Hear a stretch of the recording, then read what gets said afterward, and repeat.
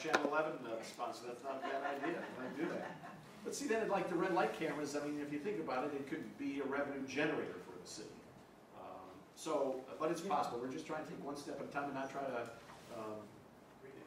because there's some programming involved and there's some server time that's involved. But yeah, I would love to do the whole city. It's just, yeah, Channel 11 has a server time. yeah, there you go. Good. Hopefully we can get that. There are many people in the recipe mix that have a say than just me. I'd like to get it going the entire city, a month ago. But just there are a lot of hoops that I had to jump through. So where's the $250,000 coming from for the refuse? Well, they're going to budget it. Where's the $250,000 to pay for the refuse? So when we get the budget in December, January, and they have an allocation, it would be a line item that would say X amount of dollars, and then we'd say, is this what you're doing? So it'll be somewhere in the general fund, but don't know where they'd be going. So that means a no on the bigger top people to get the raise, right? If you're asking me how I'm going to vote on the bigger top people getting a raise, I can unequivocally tell you I'm not voting for it. But the private sector hasn't had a raise in a long time, so we're not going to go that route. Hey, Tom, Yes. on the text alert, is that real time? Is that from not coming? Yeah, in fact, that's a good question. And that was part of also our testing on the text alert. Right now, it's about a 6-minute delay. So when it comes into the police and they're dispatched, it would come to your text about 6 minutes after the police get it. Norris is working on a new system, and that's why we were even waiting to wait. We were waiting till they could get their new data fields, their new program by which they transfer it to another server, updated. And they said they were going to have that updated in June.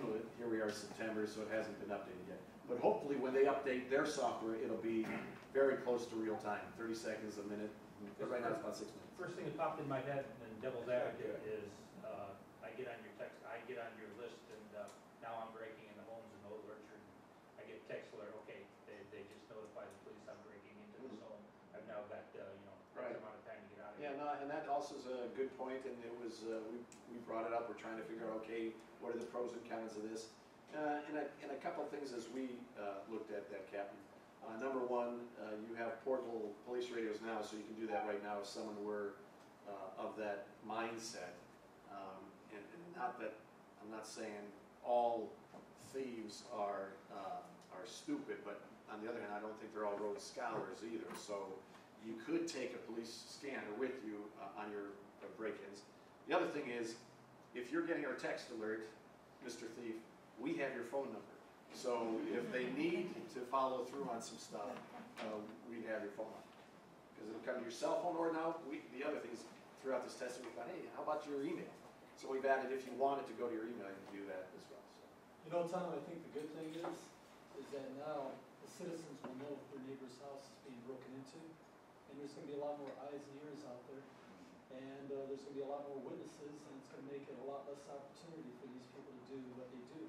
And I think that was the genesis, Cliff, in the sense that if once it gets closer to real time, and you see this coming in, and it's 2 doors, a half a block from you, we'd hope you'd kind of poke your head out, and if you see something suspicious, you're writing down license numbers.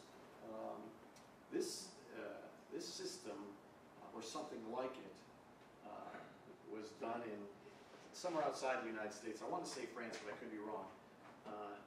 And it got to be where, when there was a crime being committed, the neighbors knew about it, and they ended up showing up. In one story, they showed up at the house before the burglar got out and held the burglar until.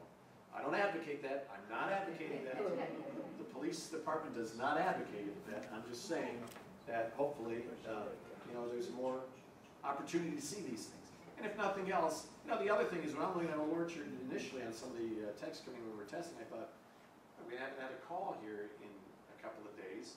I'll call the programmer and make sure the thing's working.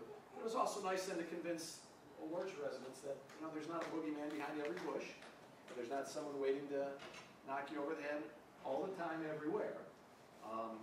So I think it'll be a good tool on many fronts.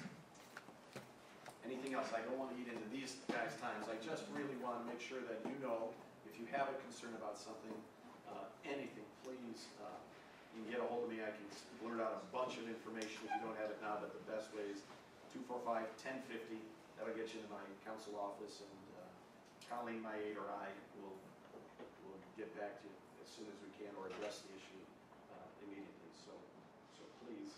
And we're still working on that Northwest District Station, and thanks to Captain, a lot of folks really been a bug in the administration's ear, so we'll keep plugging away. Yes? Can you get me a list? I've already asked Councilman Collins, Councilman Riley. I haven't heard anything yet. I want a list from the serious crimes down to the misdemeanors in the past 6 months. 6 months, let's see, yeah, okay, this could be why you haven't heard from them, because they're still working on it. I mean, so Well, you know, if you see it, I haven't heard anything, and I have a reason behind this, because I'm gonna be working with Marcy Captor. We need more police officers. Yes, We have how many? 675. 675. They say we have 1.4 police officers per 1,000 people in the city of Toledo, but that's all of them together. That, if you take the one system on the street, it's less than one. Yeah.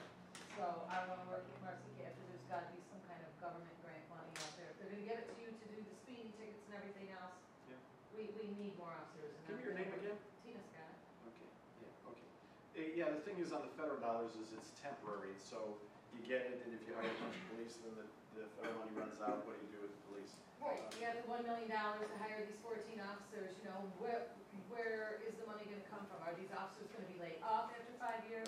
You know, And that's the problem with the federal dollars, right? And we need to really refashion the budget so that there is a priority to police services. I wish even, and it's more of a bargaining unit conversation, but I wish we always had levels of police in the sense that could there be maybe someone that handles, I'm getting a lot of parking complaints, or no parking complaints, particularly out by UT, so I wish we could have someone, these guys have a lot of work to do. They're going from job to job, call to call, to burden them with a car that's parked illegally. So I wish we could do something where maybe there were tiers of police services offered. well, that's in the category where the community service officers came in, but now we're real short of the community service officers. But I'll look into stuff. That, I appreciate it, thank you. Thanks, Hey, Cliff. thanks. Yeah.